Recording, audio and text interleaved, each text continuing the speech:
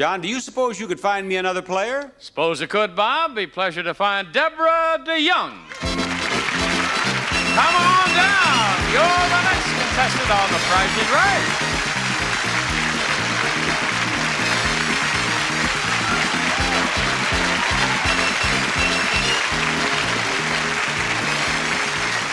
Howdy, Deborah. Hi. Deborah, where do you live? Iowa.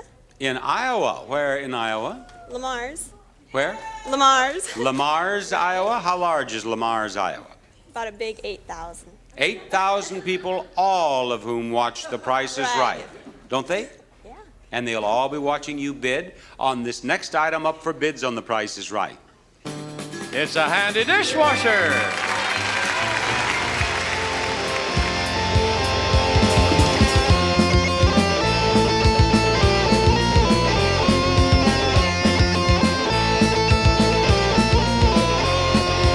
It's time now for another episode of Iowa's Meanest Podcast. This is Rock Hard Caucus. I've lost track of episode number. What are we on? Is this 58 or 59? I have no clue. I didn't look. Oh, well. We're in the high 50s for sure. I'm here. I've got Evan and Natalie. Hey. Hi. Evan, greet us, please. Oh, hello. Hi. Sorry. Thank you. We will never, ever get better at introducing the show. Today we have a guest with us. How should I introduce him? I didn't prepare any remarks here, but I will say that he was the first person to ever dub us Iowa's Meanest Podcast, so this is a big get for us. Please welcome to the program, Gavin Aronsen. I'm still waiting for the royalty checks on that. By the way, I think this is the most excited I've ever been for a guest and the least prepared I've ever been for a guest. Would it be mean if I said I'm in the inverse? that's fair. What, so you're the least excited? Yeah. I'm very prepared, but not excited at all to speak with you, Gavin. I understand. I did practice pronouncing your last name. Aronsen. I appreciate you guys' last name. Yeah. That's all I need. I know that our other previous guest, Aaron Calvin, pronounced your name incorrectly on another podcast, and I didn't want to repeat that disrespect. Again, just fucking digging the dirt. It's just funny because we've been working together for a while and we never actually talked about it. I guess why would we? Yeah. I mean, most of the time, if it's not introduced right away, the first time you're talking to someone, it'll never come up until they get it wrong on a podcast. I always Google names and try to get it right, but that's not a guarantee either. Like the robotic voices that play back. Aronsen. Aronsen. Yeah. So Gavin Aronsen, he founded the Iowa Informer. He's also one of the hosts of a fairly new podcast called Iowa Off-Kilter.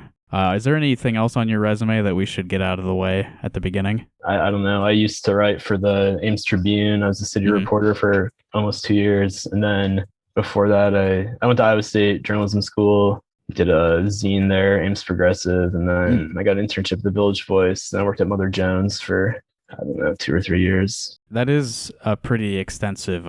You've worked a lot of places. I would consider your employment for Mother Jones to be pretty kind of big, right? Yeah, I mean, I was pretty happy when I got the offer there. Yeah. I had one thing I wanted to open with. So, as I said before we started recording, Evan and I have both listened to the second episode of Iowa Off-Kilter, which was released just a few days ago. And it largely relates to the Van Meter Visitor, a local cryptid of legend. And local cryptids wanted. Local cryptids are waiting for you. Slow on the uptake. Our Patreon subscribers may have listened to our Halloween episode last year, Rocktober Hardloween Caucus, of which a segment was dedicated to the Van Meter Visitor. And I'm not necessarily accusing you of anything, Gavin, but I am asking the question, are you copying me? Just asking questions. I had no idea that episode existed until you told me about it. Or I saw the tweet. And thanks for the tweet. Oh, for sure. We like public call outs here. I appreciate it. I think at the end you invited the Van Meter visitor to contact you. Yeah, I mean, I'm still open to it. I believe you are also. If the Van Meter visitor is listening, Gavin would probably appreciate. Absolutely. Yeah. I heard the Van Meter visitor likes our podcast more than the podcast that you put out. I'm not to have words with the visitor about that. Yeah, I will say that the Iowa Off-Kilter episode about the Van Meter visitor is a little bit more extensively researched than my own Van Meter visitor segment. So much better produced than our podcast. No, it was good. There was I'm some just kidding. stuff. he's just trying to make me sad.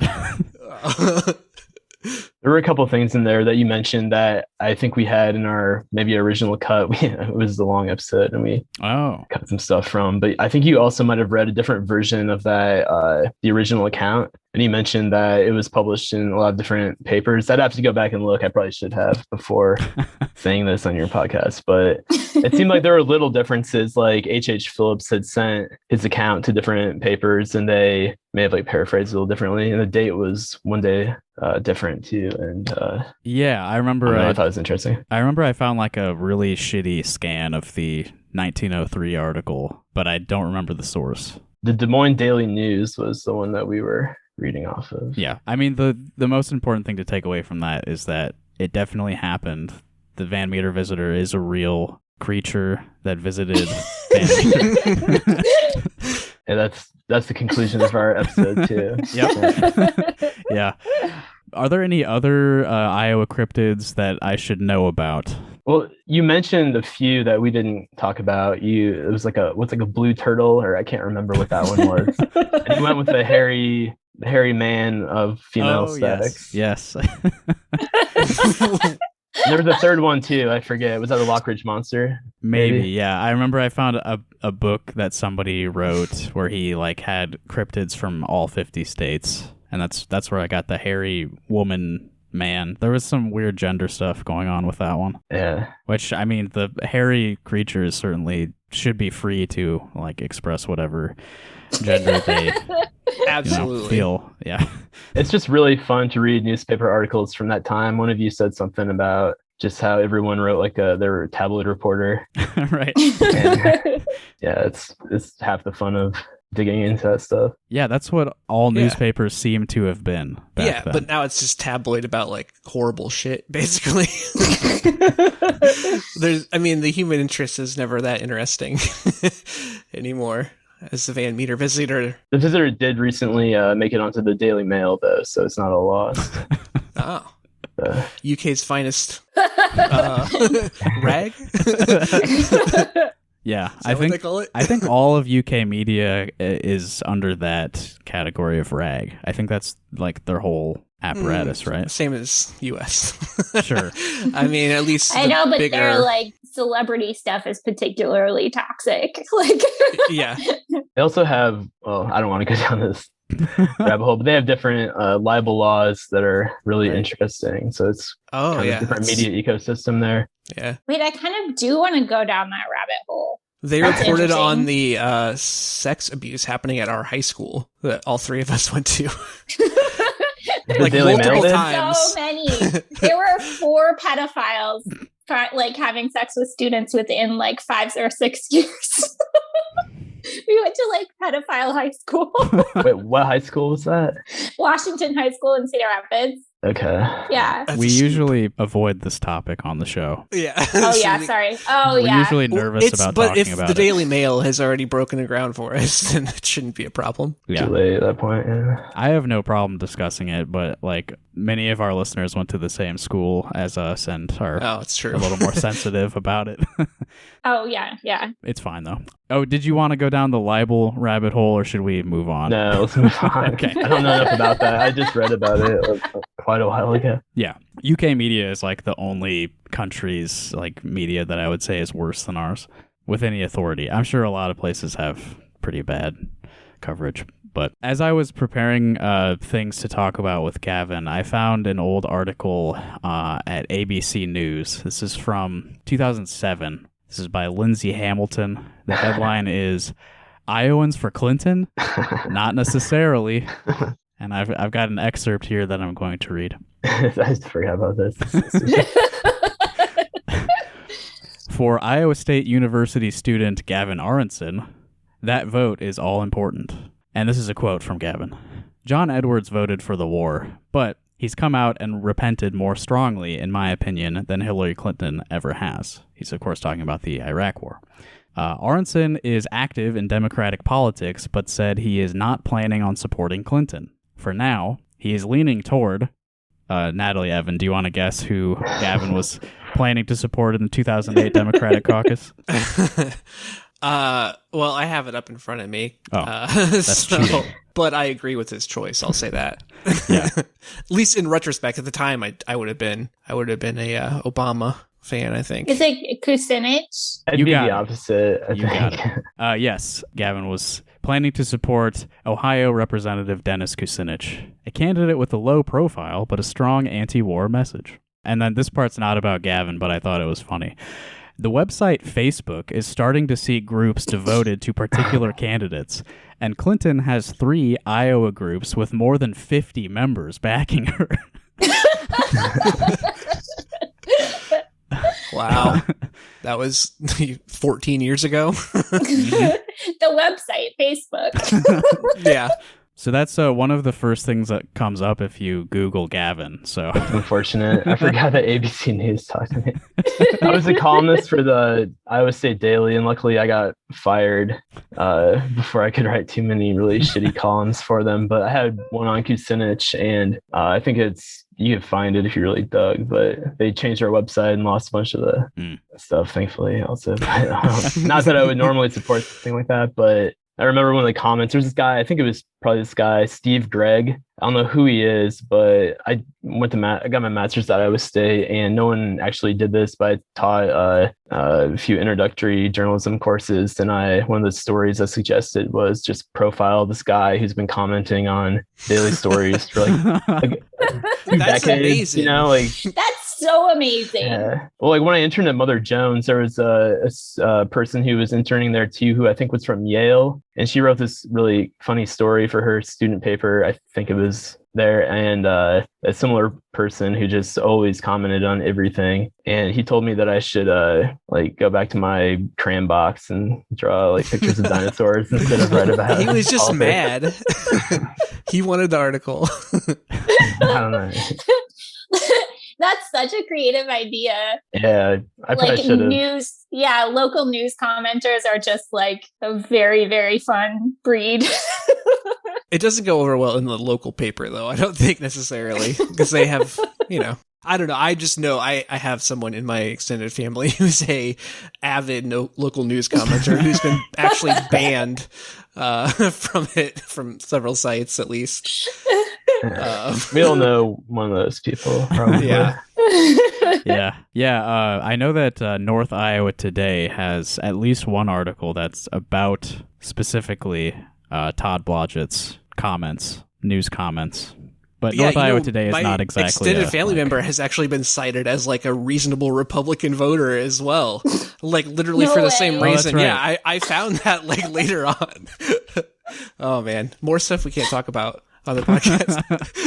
Someone on Deadline is just like, fuck it, I'll look for like the first name I find on Facebook. And they're looking for middle Americans. They're just like, there's a lady in Iowa, she comments a lot and we need to hear from her. Like she needs somebody to amplify her voice, center her voice. Her lived experience. Oh man, yeah, she's pretty fash, but so I wanted to talk about The Informer for probably most of this episode. We've cited your work, the work of other writers that you've published at The Informer many times on the show, so we are kind of indebted to you, Gavin, for that. That's why you felt forced to have me on. And I just want to read a little bit from your About Us section at the Informer website. Don't read that. That's You don't want me to read it? You can. That's the one thing we put that on there when we first started. Never looked at it again. Yeah, which it's been a while now, right? When did you start the I website? was just looking that up. January 2016, I think. Okay, so it's not super old. But just a basic rundown in case anyone listening to this is actually I don't even know what it says. Not familiar with it. It says the Iowa Informer is an independent alternative media source for Iowa politics, news, cultural coverage, and creative content. That's pretty much how I describe this show also, by the way. We are devoted to Iowa and Iowans as our major subject, and we find stories and perspectives that have been missed or overlooked by other outlets. Okay, well, that's okay. It's not. I don't that's fair. think it's embarrassing or anything.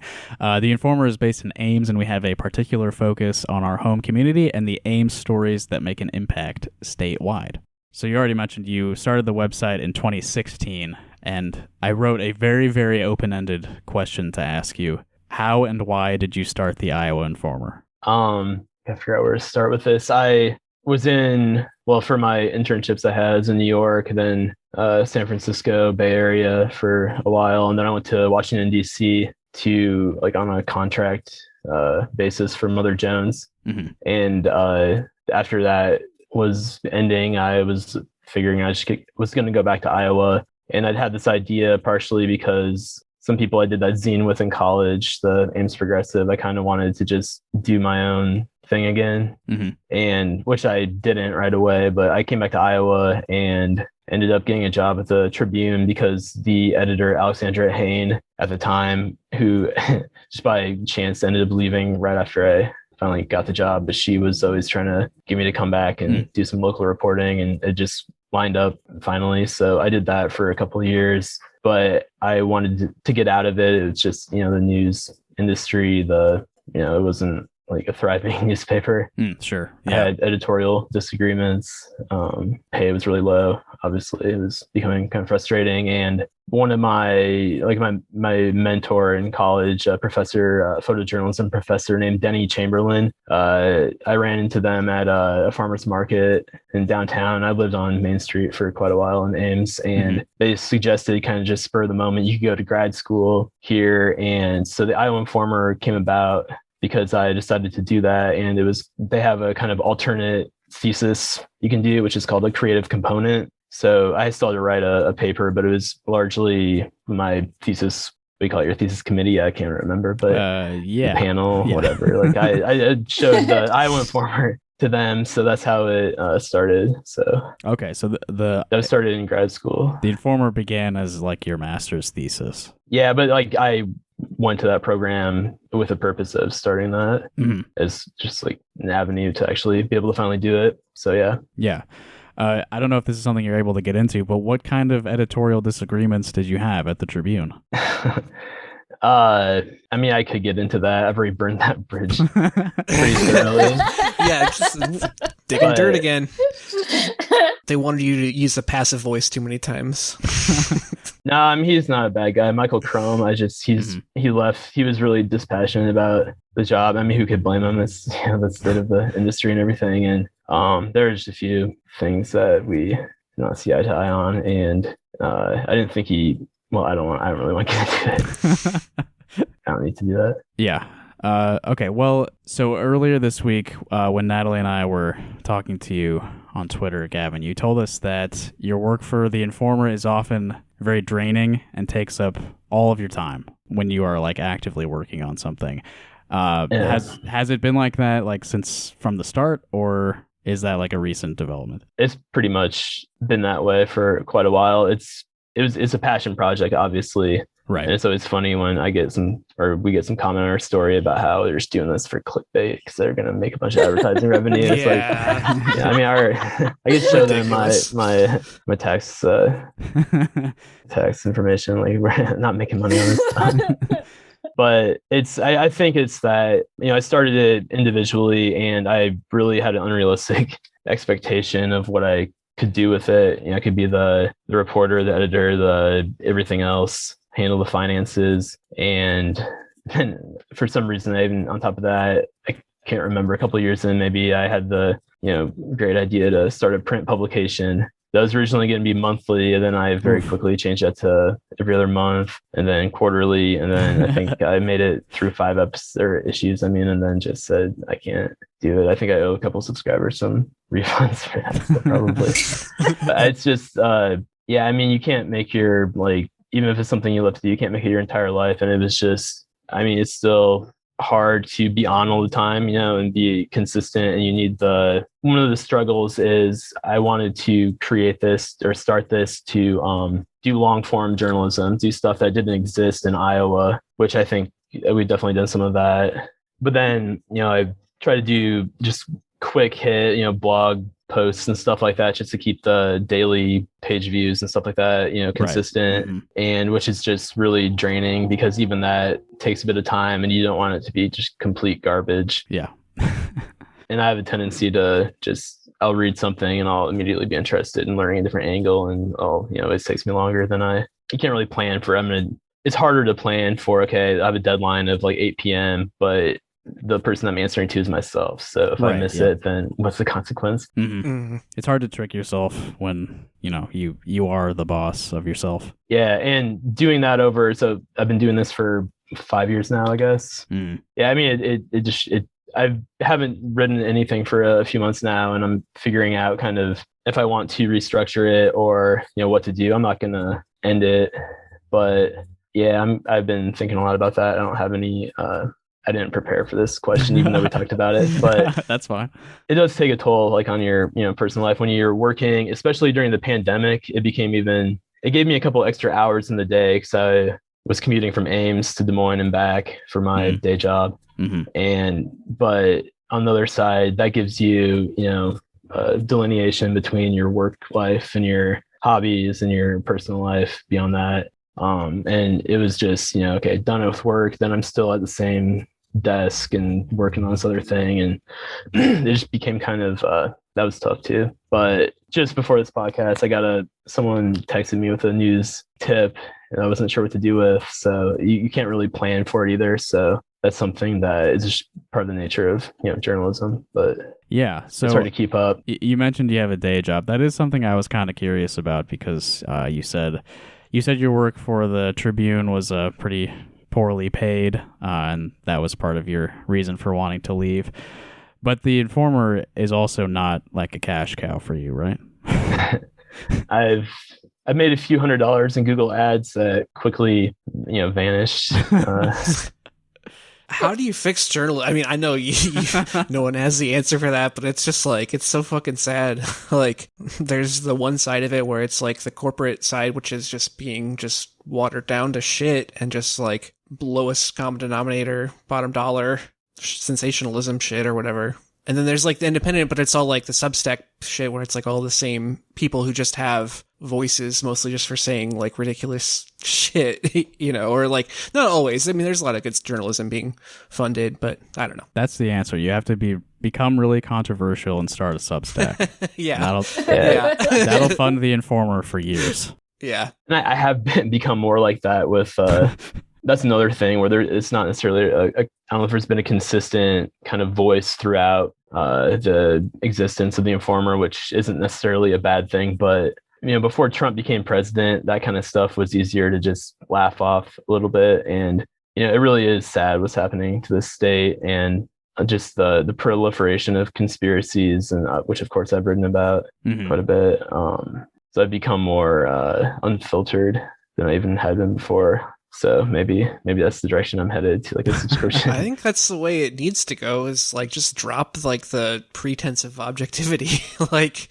Everyone has a perspective. It's not I don't know, people are searching for one media source that will tell them the right way to think or whatever. And it's everyone has a different perspective. And obviously there's incentive for them to publish certain things. That's CNN, right?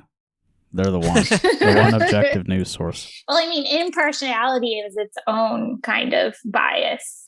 This idea that you can somehow be bipartisan or get two sides, or that's its own kind of ideology that I would personally reject. And that's what I like about the Informer. Right. Yeah. Well, the idea of media objectivity is interesting too, because we were just talking about the old articles like the Van Meter Visitor and how, sensationalized that was. And people media literacy is really poor in this country. That's something that I don't have a good like structured plan in my head about, but I think that if media literacy was taught as a course in K through 12, if people just understood basic like the functioning of a newsroom and how stories go from start to finish, and how all these you see all these comments, I'm sure they would still happen, but like with people who just fundamentally misunderstand the nature of how specific stories framed or details in the story are, and they of course assume all these things that aren't true that fit their their own biases. It's interesting to me with like some of the reporting that you've done specifically about how like when it's not an independent media outlet, people don't understand that like police stories are reported entirely from press releases that come from police departments, and they're just reprinted verbatim. And I think lots of people like don't understand what the sources actually are, and they think people are doing an investigative reporting for like local news, when a lot of times it's like the AP or stuff that comes straight from the police department, and that is treated as like an objective source. Mm-hmm. Also reminds me of Facebook commenters who like KCCI will have a wire story from CNN. They'll be like, KCCI, you're fucking reporting so biased. It's like not even their story. It's just something they post. They'll try to boost their traffic.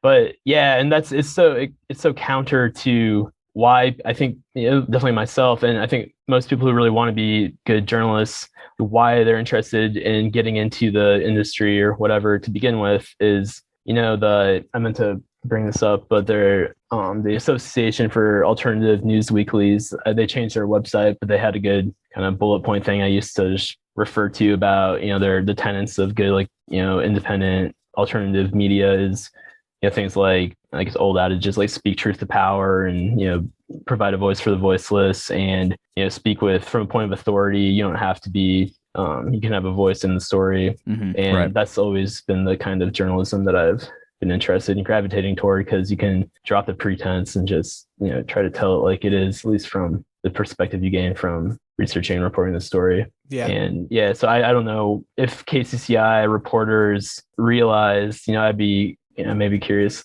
to get more of a sense of how they think of their own, function within the community. But, I don't know if they realize how much power they have and how negative it is when you even just posting like a mugshot with, some person who's not in the public eye in any way, just the what people are going to immediately believe about this person who might be totally innocent. Yep. And you Google their name, and, here they are coming up as some whatever, a suspect. Yeah, and please control the narrative. Exploitation. I mean, yeah, very much so. I had the weirdest experience a couple years ago when I worked at Planned Parenthood, and there was a piece of reporting that was like a picture of a man, and it was like inmate throws HIV positive urine on like a guard or whatever, and I just like lost my mind, because obviously, first of all, there's no reason that this is a public interest story, and second of all, HIV can't be transferred through urine, and it's really important that we don't put out misinformation about HIV transmission.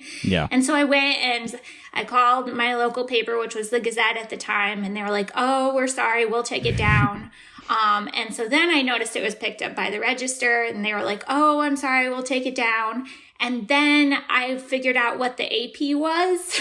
And then it was everywhere. So it's literally, and it was like, this was like 4 years ago. And I felt like I was an intelligent media consumer, and like, I understood corporate media or whatever. And then when you like really try to dive in and like correct the record on stuff like that, you realize all of a sudden it's in Ohio, all of a sudden it's everywhere. And now, like, by the time it's been released into the ecosystem, it's too late and there's nothing you can do. And so I think people don't understand that at all. I remember that story. I forgot about that. Yeah, it's bad. I was enraged. When there's stuff too, like even if you do issue corrections, the number of people who read that are just gonna be way smaller than the people who read the original story. So yep, it's really shocking that made it past like anyone's desk. Like, shouldn't everyone know that you can't get HIV through pee? Well, yeah, like why wouldn't that be the first thing that an editor asks? It's like, wait, like is this story fundamentally flawed? Like the premise of it is like one of the first questions that should be I mean, whether or not we need to know that, like, notwithstanding, like, is this literally true? Like, the headline. Can urine be HIV positive ever at all? Is that even? It's one of the things that I learned in health class as a young man is how these things are actually transmitted, and not through that bodily fluid. Yeah, they do teach that in like in school. Like that was one of those things. And then people compare that to COVID as well. Like it's like you realize it's like it's the air, man. Yeah, COVID can't be transmitted through urine either, right? I don't know. I think they found it in feces, but maybe not urine. Yeah, I haven't seen the tests on that. It can't be sexually transmitted. I mean, besides the fact that you're close to someone. But so I would assume probably not urine. It's not the sex part that's transmitting it in that case. Right. Yeah. So you can... You can have... If you have COVID, you can have sex, but you can't kiss, right? It makes me think of some right-wing person. It's like, what if someone has a heart attack and dies when they have sex and they're tested and they're COVID positive? Is that a COVID death or is that a heart attack? They're adding these to the numbers to inflate them. Yeah. It's not the COVID that killed him. It's having sex before marriage that killed him. So you've been doing this for about 5 years. You say that it's pretty all-consuming because like the whole operation is your responsibility. So what have you learned? What have you done over the past few years to avoid like burning out completely on this project? Not enough. I just take breaks from it. I'll get, like I just mentioned, I gotta figure out what to do. I got some stories that are on the back burner. that one interview I kept editing of yours.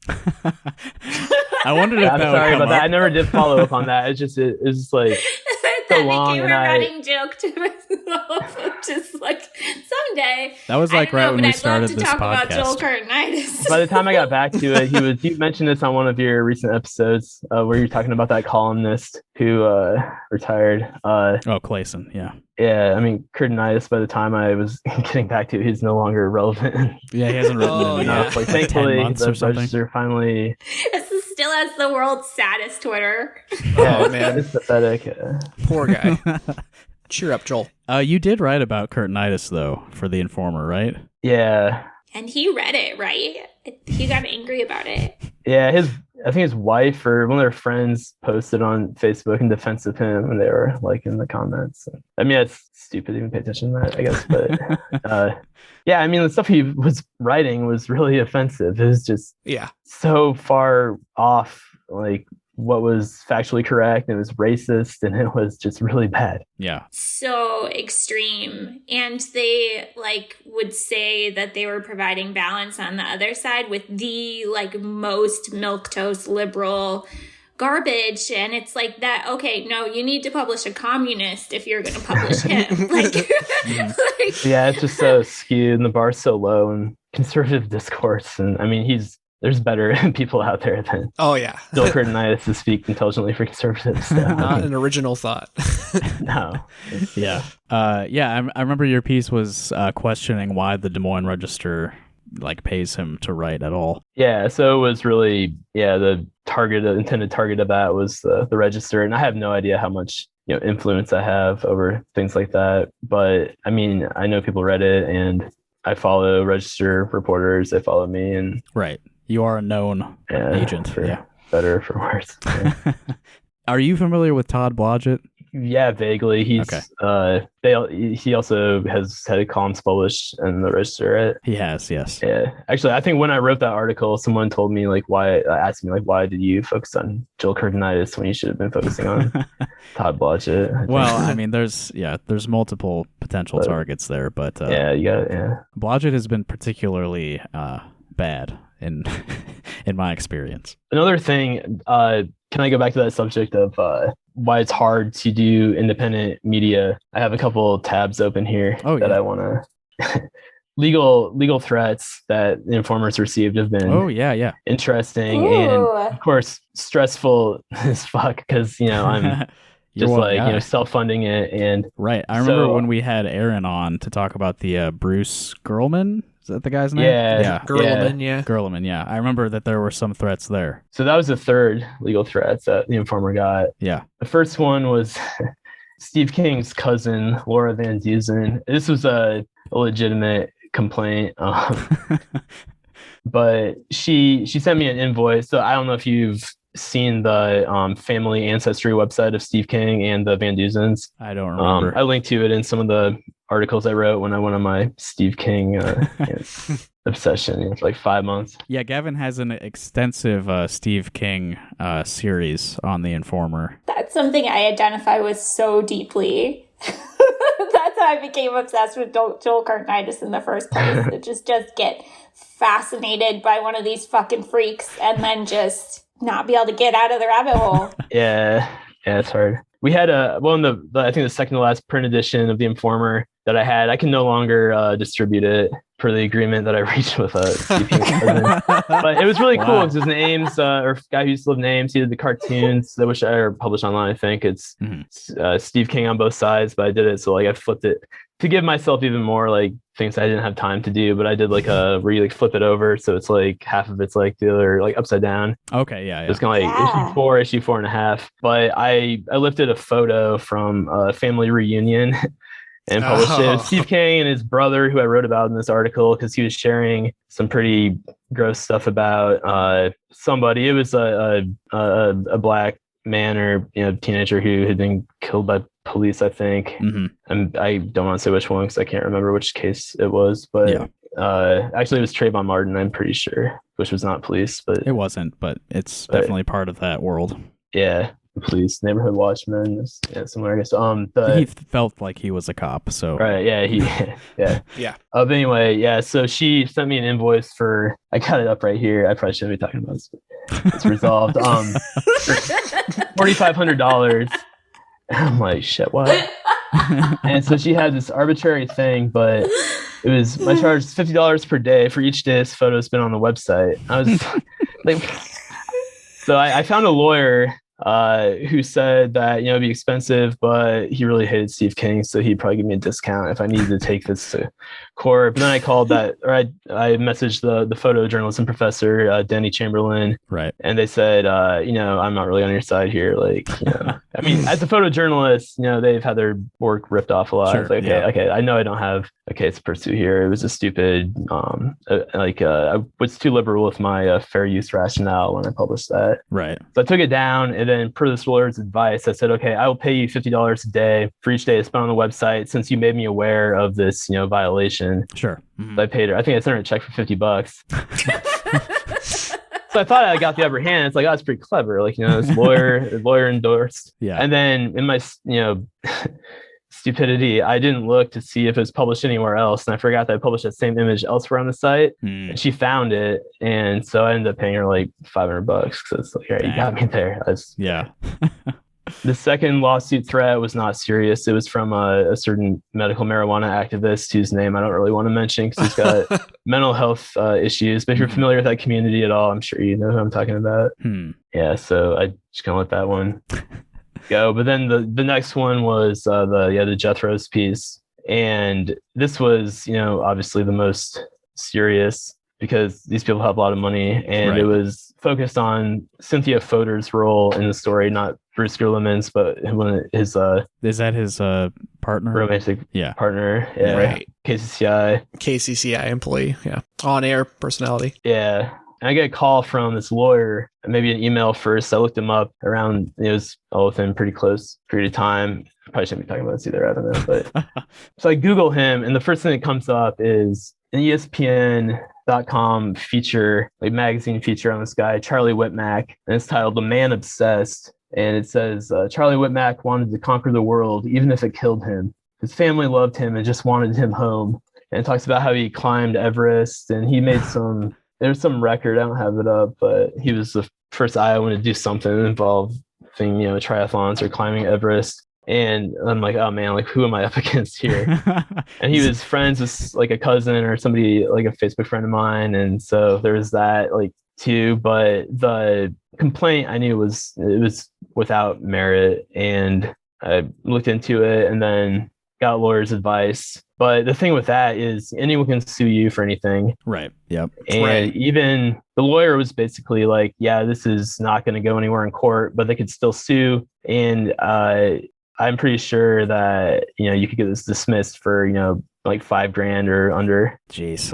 And Oh my God. I had a little bit of money saved up, and it's hard because I almost cut that part from the story, but it kind of cuts against like the whole like philosophy of the informer. Right. That's your purpose. So I ended up just saying, it was premised on the fact that Aaron had reached out to the I think station president of KCCI, and so the allegation was that we were trying to get her fired by requesting comment not just from her but from her boss at KCCI. Yeah. And she hasn't been fired, and so I mean, there's nothing to it. So I ended up running it, but that's nerve-wracking. Yeah, for Even sure. though you would win that in court, and I could have turned it into a fundraising campaign or something, but it's still Yeah, like you're gonna win in court, but it's just all dependent on whether they have the like balls to like continue pursuing it to fuck you over, because that's like perfectly within their rights. Yeah, and there's a big case. When I was at Mother Jones, there was I wasn't involved in this, but in Montana or something, there was Idaho, I think. There's a billionaire, I want to say, I don't remember the details exactly, but there was a lawsuit, and part of it was one fact that was wrong in this article, and Mother Jones promptly corrected it, and it was just a frivolous lawsuit. But they tried to get the reporter to come to Idaho, I think it was, to be in court, and there's a lot of corruption with this whole thing. Like the judge was involved in Republican politics, and so was the person profiled in this article. And I mean, it cost them like $1 million or something. I mean, right. Yeah, that's the problem. Like, even if it has no merit, they have the resources to just make your life. That's the whole thing with like the Peter Thiel and Gawker. Too. Right. Oh, yeah. Not that there probably was a case there, granted, but he put his billionaire finger on the scale. Yeah, that's really fucked up. Gawker kind of brought that on themselves, I guess. Yeah, but they did. It's a really fucked up situation. Like, and he didn't identify who he was either at first. It was this unknown funder, and yeah, it's really all that's very.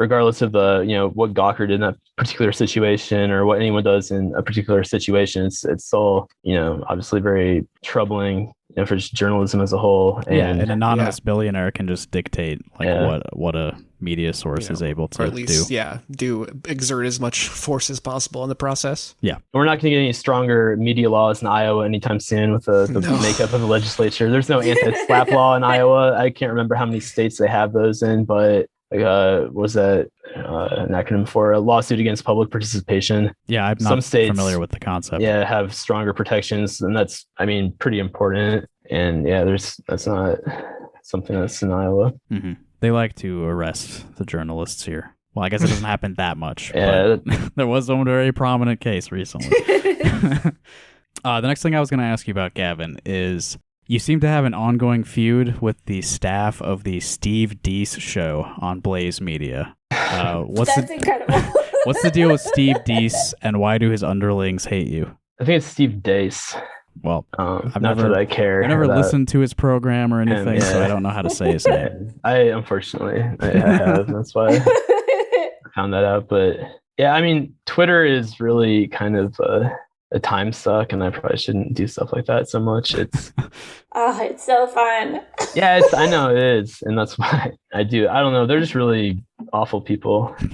They're nasty, especially to disadvantaged groups, and it's not the best. I don't know if it's the best word, but they are very cruel towards like the trans community. Yeah, and they spread all this misinformation about COVID and prop up people like Alex Berenson, and their reach is pretty large too. And I don't know. I wrote that article about Steve Dace back in March 2020, May 2020. I read that one, so I didn't know all the background. Probably May. It was before we're too far into the pandemic, but it was so part of the reason is I'll just respond to a comment with that article just to try to see if anyone else will read it. It's kind of just self-serving. Yeah, sure. Get a few clicks. Yeah. This guy, is he from Des Moines? Yeah, I'd nenever heard of him, but yeah, he's He used from to be Des Moines. he used to be a sports reporter for the Register, I think, and Todd Erzin, his co-host, he had a couple different beats of the Register, and he was trolling the Register throughout the Andrea Sahori trial because he also was arrested for trespassing, I think, he's covering a dam that burst or something like that, and he claimed the Register didn't adequately back him, and I can't remember if he got convicted of anything or not, but Wow. Isn't there some other? Oh, Simon Conway is who I'm thinking of. There's the other right-wing radio host in Des Moines. Yeah, I started working on a piece about him that I have all kinds of unfinished documents in my Google Drive, but he's got some interesting stuff with the USS Battleship Foundation in California. It was some ship from Iowa, and then this, I can't remember the name of it, some like Dogs for Vets organization that's pretty shady. Oh, I see. Dogs for vets. It's not what it's called. It's I don't know. No, I know, but just like the concept sounds like a a parody of itself. I think it's pretty fucked up what he does with that. He props himself up as this big like advocate, champion of military veterans. He has this very right wing, personality, and he spread all kinds of bullshit about like, election fraud and all kinds of other stuff. Yeah, the most jingoistic people never actually join the military. They just cheer from the sidelines. It seems like. Yeah. Nor do they care when anyone comes back what their lives are like. Right. Yeah, but they don't care about anyone anyway. But I guess it is important. I could plug my podcast again. The first episode was about Norman Baker and the Cedar County Cow War of 1931, which is about a charlatan who was really big in Muscatine back in the early unregulated days of radio. And I'd never heard of him before. I was wondering how the Norman Baker Cow War story came to your attention. Kelly Michael Bevins, co-host of the podcast, he found that one online. And we just started looking into it. And it turned out to be a pretty good episode thematically for the first one, because we published it not too long after the election. Right. And of course, that's still going to be an issue for foreseeable future as well, I guess. Yeah. Do you have any future episodes planned out for that show yet? Tentatively, we've got a list of, I think 8, well, including the 2 we've published for the a complete season 1. Oh, nice. Anything that you'd feel comfortable revealing as an exclusive factoid on Rock Hard Caucus? It would be exclusive, I guess. There's is it Anna Eklund? Yeah, Anna. He's in here. Anna Eklund. There's another kind of horror, creepy kind of thing. The Exorcism of Anna Eklund in, I believe, the early 20th century. There's a hobo festival you probably heard of in Britt, Iowa, that's been going on for over a century. There's some interesting archival stuff on that. We were poking around with the bombing of the Black Panthers headquarters in Des Moines in the 60s, I think. How do I not know about that? I hope I have that detail right. That's something we haven't looked into yet, but very much, that's what comes to mind immediately. There's another one that I don't want to get into yet because it's very tentative and it involves some TM people in Fairfield. Oh yeah, that would be a good story. I think we've talked about that. Yeah, we might look into that at some point. Yeah, that would be huge. That would be hard to do one There's episode. There's also the Shiloh thing in Kelowna. Yeah, if you don't know about that, I would love for you guys to dig into that.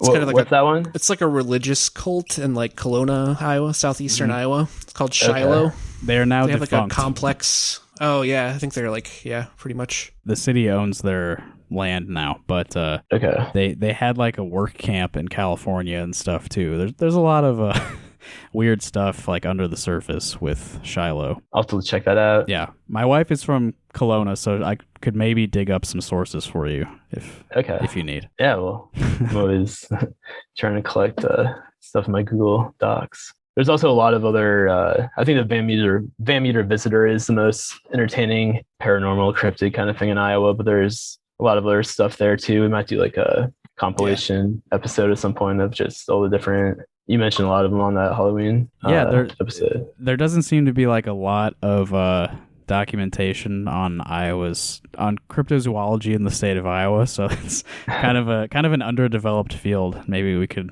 work on that. It's fun to do stuff like that too, really, because it's just all the political news is so negative and depressing, and it's nice to just like step away from that for a little bit. Just work on like a creative project where. Yeah, I guess my examples weren't quite as. They're still pretty depressing. Well, yeah, but there's like a lot of precedent for that, like sort of like true, not even true crime, but just sort of like interesting people or interesting movements, or there's a lot of small town Iowa stuff that can be covered in an interesting way. We were originally going to do a true crime podcast, and we might do an episode or two on that at some point. We actually traveled to Louisiana a year and a half or a year ago now. 2 years ago. Huh? Yeah, a long time ago.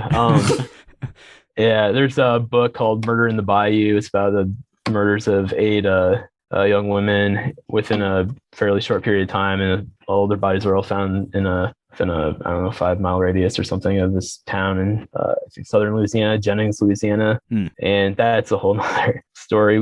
There's a couple of documentaries that came out as we were working on it, and this spin-off channel of the Discovery Channel contacted us to pitch us. Maybe we could create a podcast for them, and that didn't pan out, but that was pretty interesting. Just going from just starting, never having done a podcast before to getting something like that reach out. Discovery Plus streaming series. It was like Investigation Discovery or something like that. Oh yeah. That's so cool. I think they do like a lot of true crime on there. Yeah. And yeah, I don't know if they actually did this, but they're going to launch a podcast companion on their website or something. I never did go back and look to see if that ever happened. But. Nice. Well, now that you brought this up, Gavin, that you have like a collection of unfinished work in your Google Documents, is there anything in there that you don't plan on finishing that you could just like reveal to us? Because I don't want to scoop anything that you're like actually going to publish on the Informer, but if you've got like secret documents that you could reveal and have like an explosive moment on the podcast, that would be aliens. Great. It was aliens. That was my thought listening to the podcast, because like the government says there's aliens now. They're not even denying it anymore. Oh, you're talking about the visitor specifically being an alien. Yes. Yeah. We actually have the carcass of the visitor in a box in the closet here.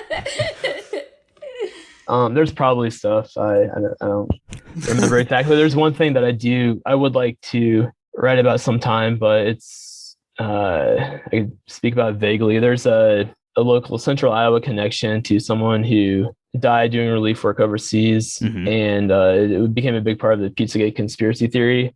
Oh, and like actually, interesting. I don't want to say too much about this. I've never talked to the family about this, and I don't know if they'd be comfortable or not. But eventually, I'd like to reach out and kind of like tell this person's story. But the danger in that is, if I do that, then those same people are probably gonna like go after the family again. But right, yeah. There's so many conspiracies and stuff that are. This is part of like it tied into this Clinton Foundation thing, and yeah, I mean, I don't think people realize that stuff has a very like big impact on people's lives, and that there's somebody in like Central Iowa that was caught up in all of this. So that's something that comes to mind. It's not an answer to your question, but yeah, that is something that kind of makes me feel bad sometimes, because like conspiracy theory, it's not actually harmless. Even though I really enjoy like learning about it. There are people who like suffer consequences from this stuff. Yeah. And maybe you're not a like Pizzagator either.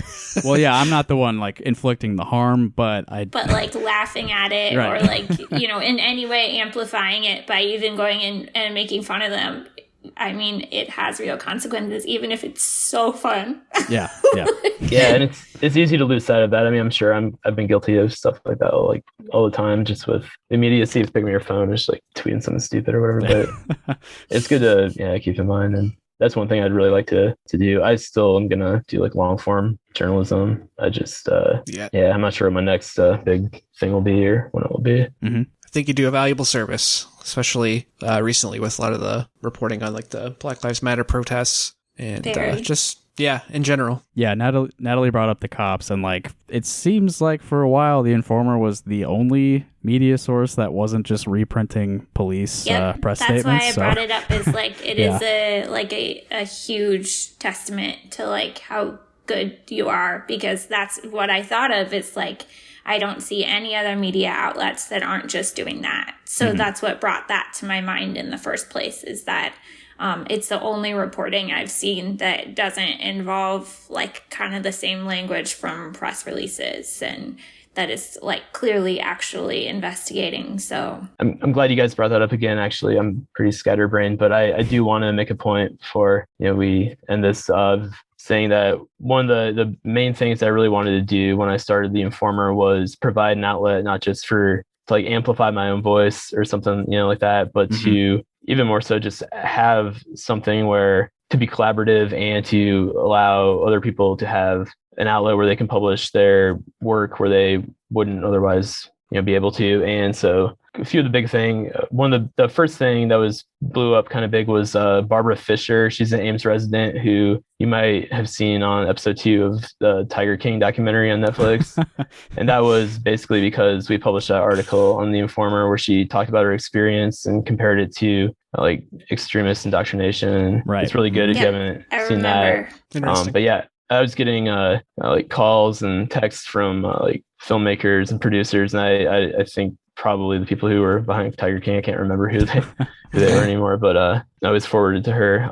So that's really cool. Whatever you think of the documentary, but and then Aaron's stuff, especially the Abdi Sharif piece. Also, I think that really is a big indictment on just the lack of scrutiny, lack of accountability that the local police have, and I'm really happy that, happy is not the best word, but I'm proud that, I was in a position and, Aaron believed in the project to the extent that he did to write that and to get that published, because even if it didn't, reach it reached a pretty, wide audience, our readership's pretty niche, but it's just important to have on the record, for just like a historical record, and just to have it out there so people can, know these things. So no one else is doing it, so there really is a huge vacuum of news. It's dominated by all of the local media networks. Well, I would hope that people listening to this who are not already familiar with your work at The Informer would be compelled to become more familiar with it. And is there any way you would like them to support your work? Reading the work, simple things are really great. Just giving feedback, sharing articles. We have a PayPal subscription thing. That's been one of the things that I've always put on the back burner, which is probably shouldn't have with funding.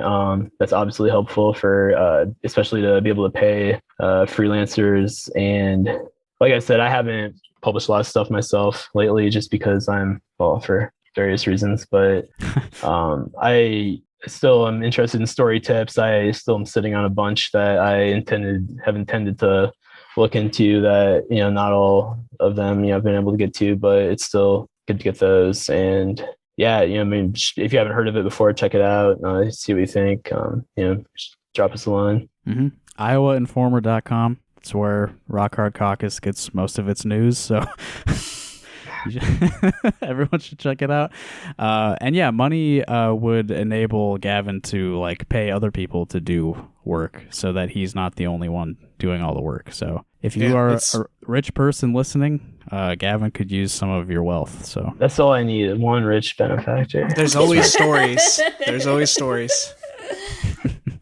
That's how we're going to fix news, actually, is just appealing to rich people, right? That's how. That's right. That seems to be one of the current models. I hope it is a better path forward sometime. But And Iowa Off-Kilter, the new podcast, it also has a Patreon, and it's pretty well produced. So I think they could probably put your money to good use over there as well. Any other closing thoughts from you, Gavin? No, thanks for having me on. Thanks for talking about the projects I've been working on, and I hope to keep them going one way or another. And thank you for spending an hour with us tonight. It was nice talking to you. We've never spoken to each other. We've only interacted through text medium, so it was nice to have a little bit more of a human interaction with you. Yeah, that's good. Yeah, and I love your guys' podcast. I've listened to, I don't know, a few episodes now, so I'm getting caught up. Well, thank you. It's always nice to talk to the fans.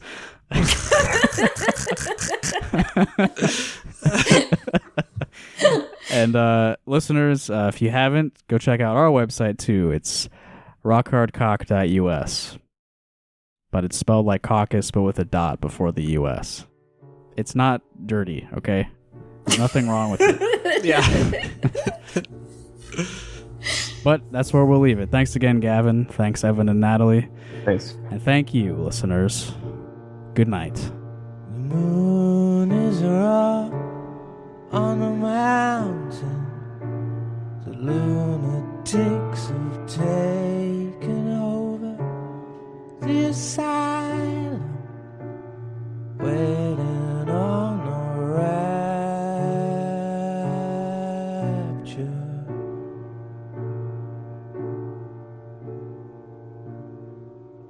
Singing we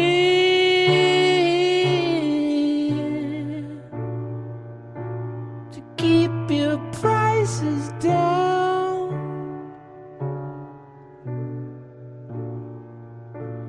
Feed you to the hounds, to the Daily Mail. Together,